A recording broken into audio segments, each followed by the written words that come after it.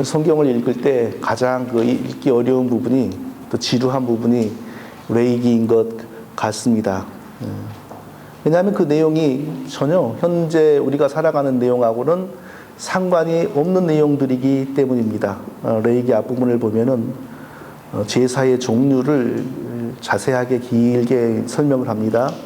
번제, 소제, 화목제, 속제제, 속건제, 이런 제사의 종류를 차례차례 설명하면서 어떻게 제사를 드릴 것인지에 대해서 이제 자세하게 이야기를 하는데, 번제 하나만 제가 요약해 보겠습니다. 번제는 수소, 수양, 수염소로 드리는 제사입니다. 그런데 제사를 드리는 사람이 가난해서 이 수소, 수양, 수염소를 드릴 수 없는 형편이면 어떻게 하냐면, 더 가격이 저렴한 집비둘기나 산비둘기 새끼로 대신할 수 있었습니다. 이 번제의 특징은 어떤 제사냐면요, 짐승의 가죽만 벗기고 모든 부분을 다 불에 태워서 하나님께 드리는 겁니다. 자세히 보니까 내장까지 씻으라 이렇게 되어 있어요. 그 말은 내장 속에 있는 배설물은 다 씻어내고 태우라 이 뜻인 것 같습니다. 그러니까 뭐 가죽만 벗겨내고 온 짐승의 몸을 다 하나님께 불러 태워서 드리는 게 바로 번제입니다. 번제의 의미는 뭐겠습니까?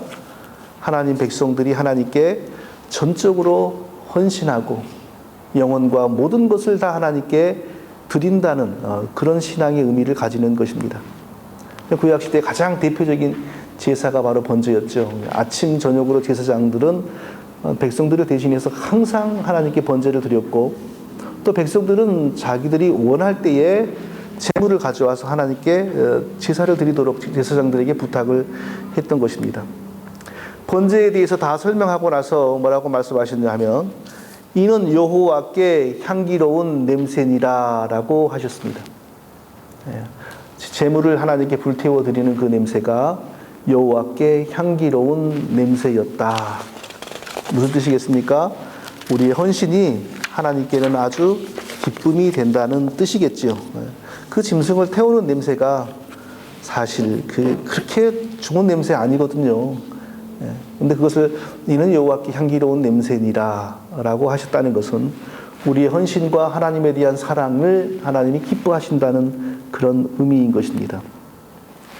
자, 레위기의 그 길고도 지루한 그 제사 방법에 대해서 이제 설명을 합니다. 자그마치 한 16장, 17장에 가서 설명을 합니다. 제사를 이렇게 해야 된다, 저렇게 해야 된다 하면서 거기 아주 엄중한 내용도 나타납니다. 예를 들면 제사를 이렇게 해라, 저렇게 해라고 설명하셨는데 어떤 제사장들이 그걸 지키지 않았어요. 그래서 지키지 않은 제사장들이 곧바로 죽임을 당하는 그런 내용도 나옵니다. 그리고 난 다음에 이제 율법에 대한 이야기로 넘어갑니다. 율법의 이야기를 보면 어떤 것은 오늘날의 우리하고 너무 상관이 있는 이야기고 어떤 것은 너무나 상관이 없는 그런 이야기입니다. 어떤 이야기? 동성애자들을 죽이라. 대표적인 이야기. 짐승과 성애기 하는 사람을 죽이라. 친족과 가까운 친족과 성행위 하는 사람을 죽이라. 참 입에도 담기 민망한 내용이지요. 오늘 레위기가 가만히 보면 오늘 현대인들하고는 아무 상관이 없어 보이는데 실질적으로는 엄청나게 상관이 있는 성경입니다. 왜 그러겠습니까? 왜 그러겠습니까? 인간의 죄악됨을 다루고 있는 책이기 때문입니다. 레위기에서 경고하는 내용, 동성애하는 사람을 죽이라. 이미 이건 전 세계적으로 지금 문제가 되고 있는 내용이지 않습니까? 가까운 친족과 성행위 하는 사람을 죽이라. 이게 오늘날 우리하고 아무 상관이 없는 것 같지만요. 제가 며칠 전에 인터넷에서 본 뉴스에서 외국에서 있었던 일인데 무슨 뉴스가 있었냐 하면은 자기 딸을 임신시킨 아빠가 있었습니다.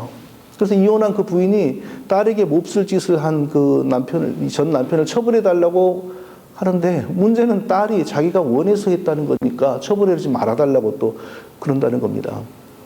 이게 무슨 일입니까? 외국에만 이런 일이 있겠습니까? 한국에서도 이런 일이 있고요. 사람이 살아가는데 죄악된 인간이 있는 어디나 있는 일입니다. 레위기는 바로 이런 인간의 죄악됨을 적나라하게 이야기하고 있는 성경입니다. 짐승과 성행위 하는 일, 이 시대와도 사실 무관한 일이 아니더라고요. 제가 우연하게 얼마 전에 본 글에 의하면 미국에 왜 사람과 짐승이 성행위 하는 것을 불법으로 규정하게 되었는지를 알게 되었습니다. 그 내용에 의하면 오래전에 시애틀 쪽에서 밤중에 말들이 잠자는 농장으로 접근하는 몇 남자들이 있었습니다. 뭐하러 갔냐면 순 말들과 그거 하러, 좀 추잡한 말이라서 언급하기가 많은데 학문 섹스하러 가는 겁니다. 그전에도 그런 일이 여러 번 있었는데 그때는 뭐 그렇게 조용히 넘어갔대요. 근데 이때는 왜 경찰이 오고 앰뷸런스가 오게 되었냐면 한 남자의 대장이 뱃속에서 터져서 출혈이 심해서 죽어가니까 어쩔 수 없이 앰뷸런스를 부르고 경찰이 오고, 그래서 그 일 때문에 인간과 짐승 간의 그런 행위를 불법으로 만드는 법이 생겼다고 합니다. 그래서 그 남자는 죽었고요. 근데 그 자리에 있었던 어떤 남자는 나중에 또 다른 농장에 가서 그런 일 하다가 체포되고, 또 그 자리에 있었던 한 남자는 나중에 또 농장에서 그런 일 하다가 죽었다는 이야기를 보았어요. 네. 자, 레위기에 나오는 이런 이야기, 짐승과 수관하는 자는 반드시 돌로 쳐 죽이라. 가까운 친척과 성행위 하는 자는 반드시 돌로 쳐 죽이라. 오늘날 우리하고, 우리 시대에 살아가는 우리하고 무관한 이야기가 아닙니다. 왜 그러겠습니까? 레위기의 이야기는 타락한 인간의 죄성을 다스리고 죄성을 드러내는 이야기이기 때문에 그 시대에 살았던 인간이나 지금 사는 인간이나 죄악됨은 똑같고 죄성은 똑같기 때문에 어디에나 부딪히는, 나타나는 그런 이야기가 될 수밖에 없는 것입니다. 집집마다 지금 이제 애완견을 다 키우고 있지 않습니까? 그러니까 이제 자연스럽게 개와 결혼하는 것도 법적으로 보장해달라, 이런 얘기가 나오고 있는 겁니다. 레위기에 의하면 가증한 일입니다. 밭에 곡식을 키울 때 두 종류의 종자를 섞어 뿌리지 말라고 했습니다. 또 짐승을 키울 때 두 종류의 짐승을 교배시키지 말라고 했습니다.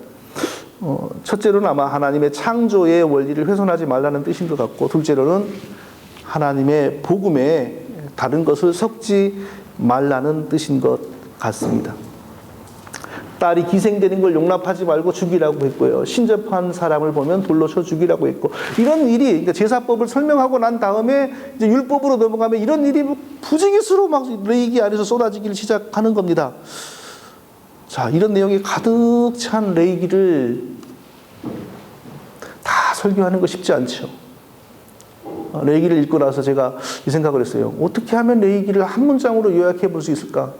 어떻게 하면 레위기를 한 문장으로 요약해서 설교를 할 수 있을까? 그러다가 이렇게 발견한 게 바로 레위기의 26장 12절 말씀입니다. 레위기 26장 12절 말씀 제가 두 번 반복해서 읽어보겠습니다. 나는 너희 중에 행하여 너희 하나님이 되고 너희는 나의 백성이 될 것이니라. 나는 너희 중에 행하여 너희 하나님이 되고 너희는 나의 백성이 될 것이니라. 한 번 더 읽어보겠습니다. 레위기 26장 12절 나는 너희 중에 행하여 너희 하나님이 되고 너희는 나의 백성이 될 것이니라. 모든 제사법을 주시고 또 모든 율법을 주신 이유가 뭐냐? 하나님은 이 백성들의 하나님이 되기를 원하셨기 때문입니다. 자, 이 이스라엘 백성들이 애국에서 나올 때의 모습을 생각해 보십시오. 그렇게 큰 은혜와 기적을 체험하고 나왔습니다. 그런데 불과 얼마 지나지 않아서 또 그때부터 곧바로 이게 불평이 시작되는 모습을 보십시오. 뭐가 없어서 불평하고, 뭐가 없어서 불평하고, 이래서 불평하고, 저래서 불평하고, 배고파서 못 살겠다. 다시 애굽으로 돌아가자. 애굽에 돌아가면 따뜻한 밥은 그래도 먹을 수 있지 않겠느냐 하면서 불평하고, 그러니까 하나님께서 너무너무 실망하셔가지고 뭐라고 하셨습니까? 너희는 목이 곧은 짐승들이야. 너희는 목이 곧은 백성들이다. 내가 너희와 함께 하면 반드시 너희를 심판하여 죽일 것 같으니까 너희와 직접 함께 하지 않고 내가 천사를 보내겠다.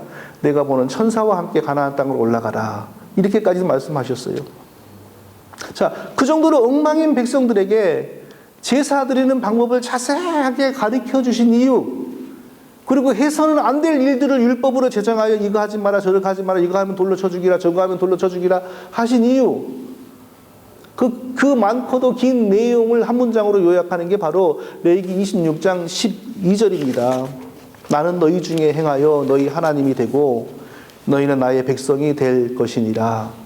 나는 너희 중에 행하여 너희 하나님이 되고 너희는 나의 백성이 될 것이니라.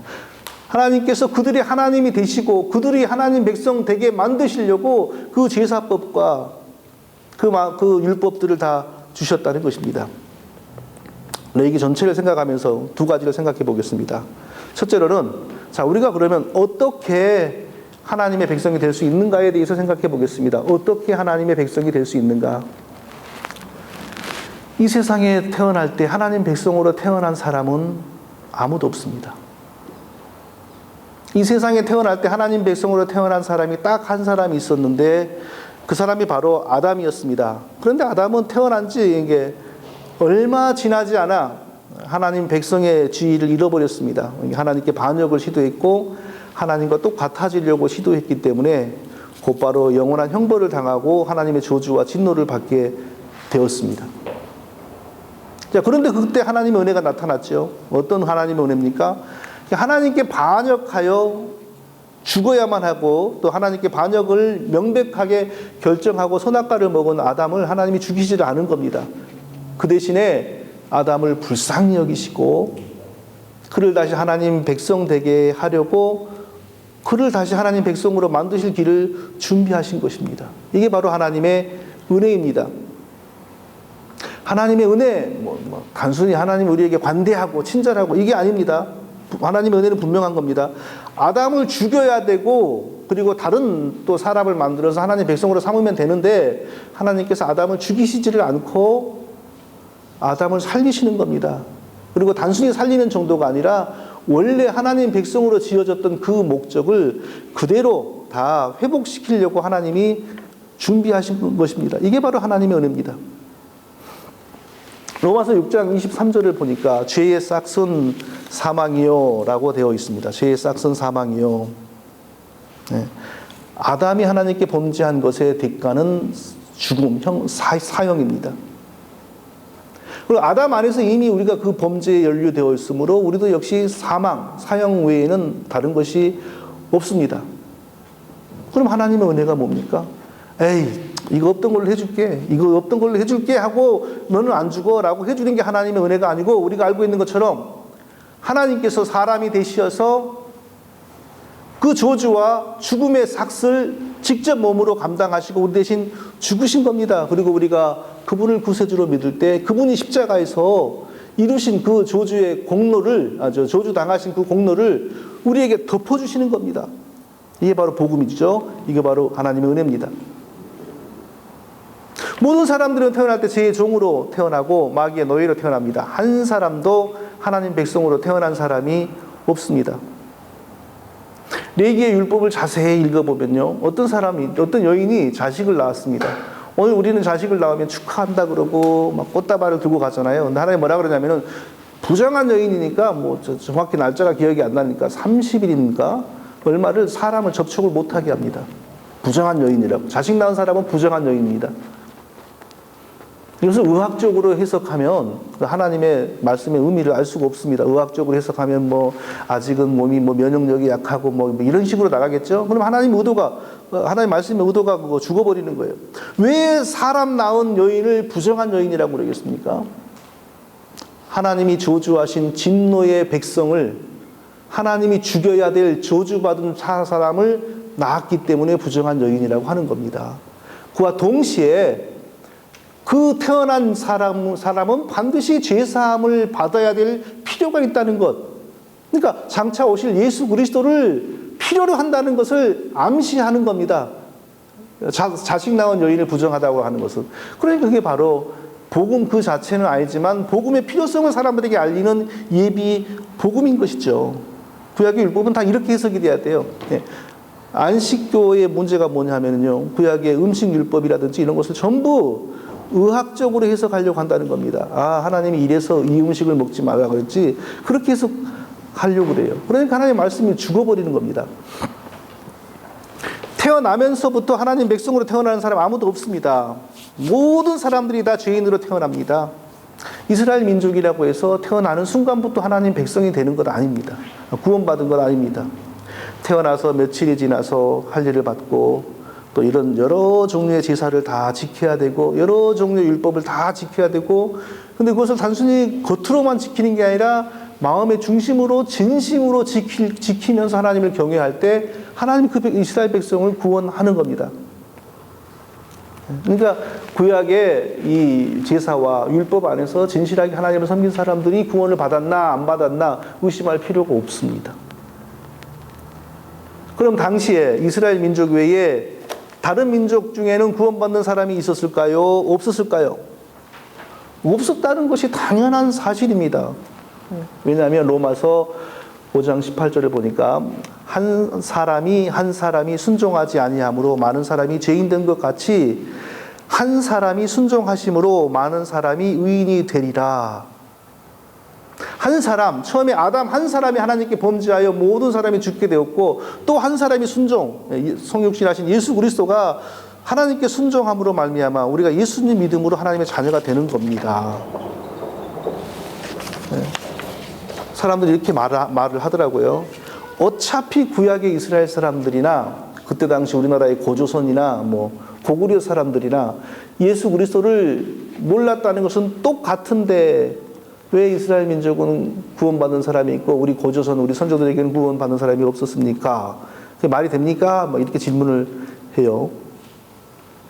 이스라엘 사람들에게는 그래도 구원이 있었던 게 뭐냐 하면 하나님께서 장차 오실 예수 그리스도를 상징하고 암시하는 것을 주셨습니다. 네, 그들을 통하여 예수님이 오시는 길을 준비하기 위해서요. 그러니까 제사, 율법, 할례 이런 거죠. 그러니까 제사, 율법, 할례, 그들은 그것이 자체가 예수님을 암시한다는 걸 그때는 몰랐겠죠. 고조선 시대에, 고구려 시대에 그런 거 오지 않았겠어요. 그러니까 그것 안에서 하나님을 진실이 섬겼던 겁니다. 근데 하나님은 예수 그리스도를 암시하는 것 안에서 진실이 하나님을 경외하는 이스라엘 사람들을 구원하신 것입니다. 아브라함, 이삭, 야곱, 여호수아, 다윗, 모세, 지금 천국에 있는 것 분명한 사실입니다. 그들이 입으로 한 번도 예수 그리스도를 부른 적이 없습니다. 그러나 예수 그리스도를 의미하는 것을 그들이 붙들고 하나님을 진실이 섬겼기 때문에 그들이 하나님 백성이었고 구원받는 것은 분명한 사실입니다.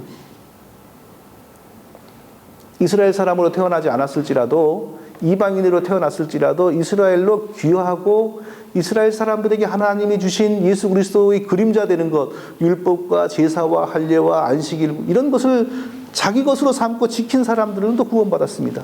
룻과 같은 사람 보십시오. 모압 여인이었지만 이스라엘로 귀화해가지고 예수 그리스도를 암시하는 것 안에서 하나님을 진실히 섬겼어요. 그러니까 예수 그리스도의 조상에 들어가지 않았습니까? 우리 조상들이 심성이 더 악해서 구원 못 받은 것이 아니고 하나님께서 우리 조상들에게는 예수 그리스도를 암시하는 것을 주시지를 않았습니다. 그러니까 우리 조상들은 전혀 예수님과는 상관없는 산신령을 섬겼고 성황당을 섬겼고 큰 나무를 섬기고 큰 바위를 섬기고 곰을 섬기고 호랑이를 섬겼기 때문에 구원이 없는 겁니다. 만일 우리 조상들에게도 하나님이 예수님을 암시하는 것 그것을 주셨다면, 그래서 그것 안에서 하나님과 연관을 맺었다면 구원을 받았겠죠. 네. 레위기에는 예수 그리스도라는 단어가 하나도 없어요. 한마디도 나오지 않습니다. 그럼에도 불구하고 레위기의 핵심적인 문장은 나는 너희 중에 행하여 너희 하나님이 되고 너희는 나의 백성이 될 것이니라. 이 말이 계속해서 반복이 됩니다. 네. 구약의 제사와 율법을 통하여 하나님이 이스라엘 백성들을 자기 백성으로 삼겠다는 겁니다. 어떤 율법을 보니까 짐승을 잡아먹을 때 절대 피를 마시지 말라. 피를 마시는 자는 죽을 것이고 내 백성에서 끊쳐질 것이다. 이렇게 경고했습니다. 피를 먹는 게 왜 안 되는 걸까요? 이것도 역시 절대 의학적으로 접근하면 안 됩니다. 안식교 교인들이 하는 게 바로 이거예요. 이거 왜 피를 먹지 말라 그럴까? 피에는 어떤 세균이 있고 어떤 게 있어서 인간에게 아주 치명적으로 나쁘기 때문에 피를 못 먹게 한다. 이렇게 접근하기 때문에 복음을 놓치는 거예요. 옛날에 그 이상구 박사라고 하는 분이 돼지고기 먹으면은 사람이 금방 죽을 것처럼 막 그렇게 강의를 해가지고 저한테도 기억에 남아서 돼지고기는 아주 악한 음식으로 기억에 남아있어요. 근데 최근에 연구를 보니까 돼지고기를요, 삼겹살을 그냥 즐겁게 적당하게 밥과 함께 먹으면 오히려 콜레스테롤이 떨어지고요, 체중이 줄어드는 걸로 나왔어요. 왜 그 이상구 박사라고 하는 사람은 그렇게 잘못된 정보를 제공했겠습니까? 하나님의 구약의 음식법, 율법을 그 안에 의학적인 원리가 있을 것이라는 전제를 가지고 본 거예요. 이것 먹으면 몸이 더러워지고 영혼이 더러워지고 신앙이 더러워지니까 하나님 못 먹게 하신 것이다. 이렇게 접근을 한 거라고요. 그러니까 하나님의 말씀이 죽어버렸어요. 하나님의 말씀이 죽어버린 거라고요. 피를 먹지 못하게 하는 가장 근본적인 이유는 장차 구세주가 와서 하나님 백성들을 만들어내는 방법이 뭐냐? 구세주가 사람이 되시어서 흘리는 피입니다. 그러니까 적어도 이 피에 관하여서는 이스라엘 백성들이 아주 경각심을 가지고 특별한 그 마음을 가지도록 만들기 위해서 피를 마시는 사람은 내가 죽인다. 동물을 잡아먹더라도 피는 마시지 마라. 피 마시면은 반드시 내 백성 중에서 끊어질 것이다. 라고 한 겁니다. 예수 그리스도의 피에 대한 영역을 특별하게 보존하기 위해서 하나님이 그런 그 율법을 주신 것이죠. 그러니까 이런 레위기의 제사법과 율법은 1차적으로는 그것으로 그 시대의 하나님의 백성이 되는 거고, 궁극적으로는 완전한 희생제물이 되시는 예수 그리스도를 통하여 하나님이 우리의 하나님이 되고 우리는 하나님의 백성이 될 것이라는 사실을 가리키는 거예요. 그래서 하나님이 그 제사와 율법을 이야기하는 가운데 드문드문 나는 너희 중에 행하여 너희 하나님이 되고 너희는 나의 백성이 될 것이니라, 이렇게 말씀하시고 있습니다. 우리가 레위기를 통하여 붙들어야 될 거 뭡니까? 예수 그리스도를 붙들어야 되는 겁니다. 처음부터 다른 구원은 없습니다. 처음부터 다른 행위로 구원받는 것 없습니다.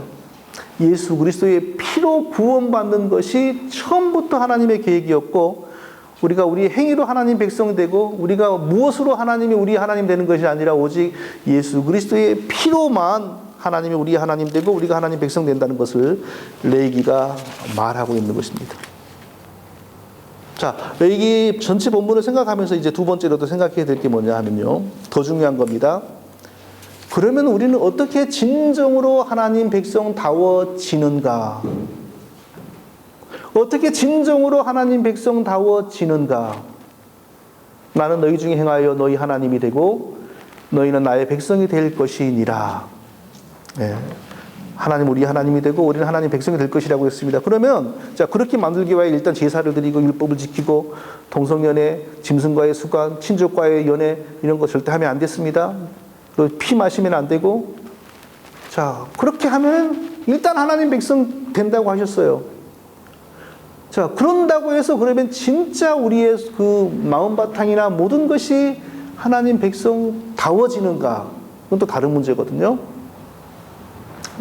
예를 들어보겠습니다. 저는 신체적인 결함으로 말미암아 군대를 못 갔습니다. 근데 군대 이야기를 하려니까 좀 어색한데, 자, 국가가 군인들을 만들기 위해서 청년들을 강제로 잡아다가 군복을 입힙니다. 강제로 잡아다가 군복을 입힌다고 해서 군인이 나오는 겁니까? 그 군인이 되는 겁니까? 군복을 입히는 것보다 더 중요한 것은 군인으로서의 정신과 군인으로서의 자세가 속에서 형성이 되는 거죠. 그래서 군인들이 그 자동적으로 뭐 할 때 복창하는 거 막 그런 말들 있지 않습니까? 안 되면 대기하라 뭐 이런 말들, 안 되면 대기하라. 그리고 또 뭐 특별한 부대는 뭐 국가가 우리에게 준 군복이 우리의 수의가 되고 막 이런 말을 막 복창을 하는 거예요. 그게 바로 군인 정신이죠. 군인으로서 정신이 이제 들어가니까 그런 복창이 나오는 것 아니겠어요? 자, 군복을 입힌다고 군인이 되는 게 아니라 속에 군인의 정신과 마음과 자세가 있어야 진짜 군인이 되는 겁니다. 마찬가지지요. 짐승의 제사로 하나님 백성 되었습니다. 옛날 사람들은. 그리고 우리는 예수 그리스도의 십자가의 피로 하나님 백성 되었습니다. 남아있는 문제가 뭐냐 하면 우리의 공로나 우리의 자질로 하나님 백성 된 게 아니기 때문에 우리에게는 여전히 하나님 백성다운 모습이 없다는 거예요. 처음부터 처음부터 하나님 백성다운 모습을 확인하고 하나님 백성으로 삼았다면 우리가 이미 하나님 백성다워 있겠지요. 그런데 우리는 오직 예수 그리스도를 믿음을 하나님이 의롭다고 여기시고 법적으로 하나님 백성이라고 했을 뿐이에요. 근데 실질적으로 우리 속에는 하나님 백성다움이 없어요. 없어요. 우리가 이제 미국에 살다 보니까 미국 시민권을 가지게 되는데, 미국 시민권이라고 하는 딱지를 한 장을 받으면 뭐가 달라집니까? 무슨 범죄에 연루될지라도 죽으나 사나 미국에서 죽으나 살자 하지 추방되는 일이 없습니다. 왜냐하면 법적으로 미국 시민입니다. 그러나 시민권을 가지고 있는 모든 사람들의 정신과 마음이 미국의 시민인 것은 아닙니다. 제가 미국 시민권 그 테스트 받으러 갔을 때 그 여자분이 뭐라고 물어보냐면, 너 한국하고 미국이 전쟁을 한다면 너 한국 편에 설래 미국 편에 설래 이렇게 물어보더라고요. 당연히 말로는 미국 편에 선다 그러죠. 그러나 진짜 전쟁이 벌어졌을 때 제가 미국 편에 서겠습니까? 내가 한국 사람인데.